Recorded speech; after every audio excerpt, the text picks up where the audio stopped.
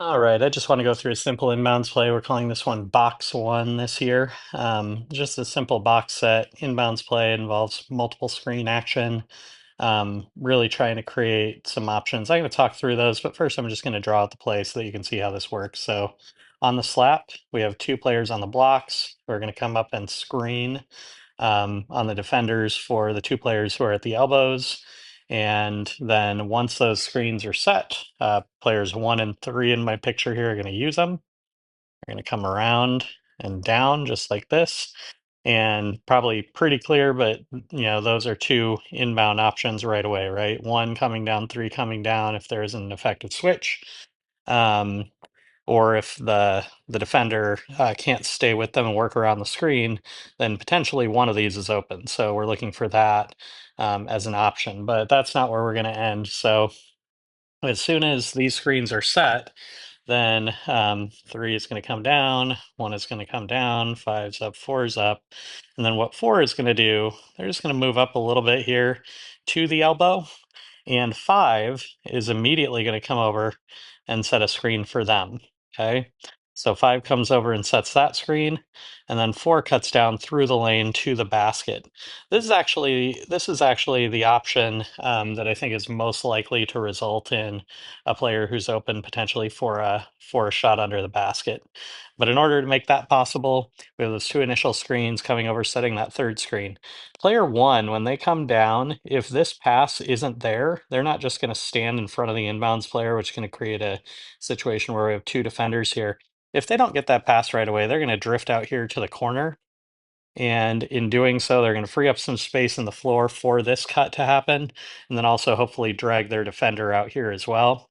And then five, as soon as they set this screen, they're coming up here to the top strong side perimeter, and that's giving us another option. So three is going to cut down, make themselves available, and kind of hang out here. There are a couple of reasons I want them hanging out here.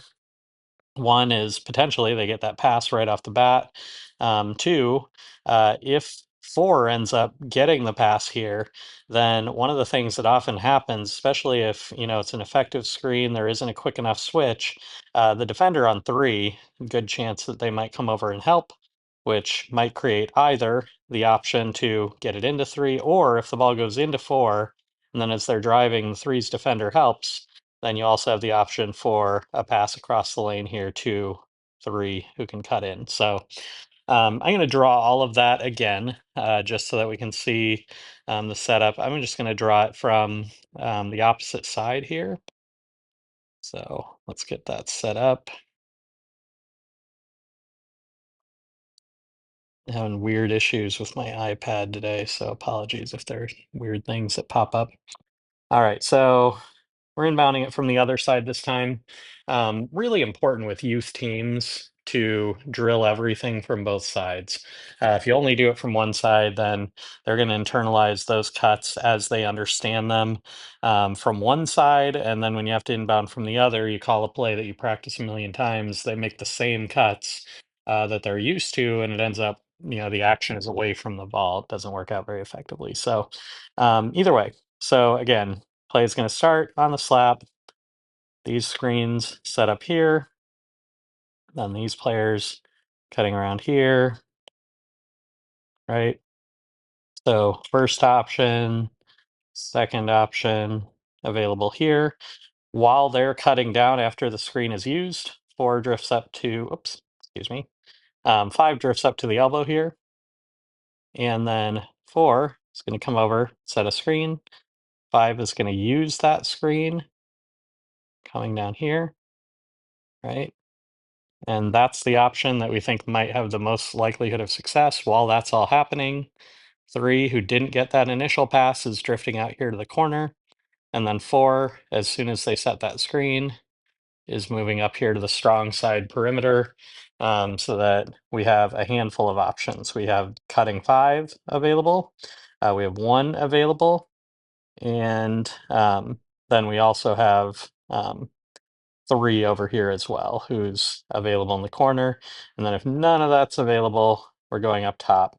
One other quick note that I just want to emphasize, especially if you're new to coaching younger kids, When they inbound, make sure that they're inbounding at the edge of or beyond the edge of the lane. You don't want to inbound from directly under the basket.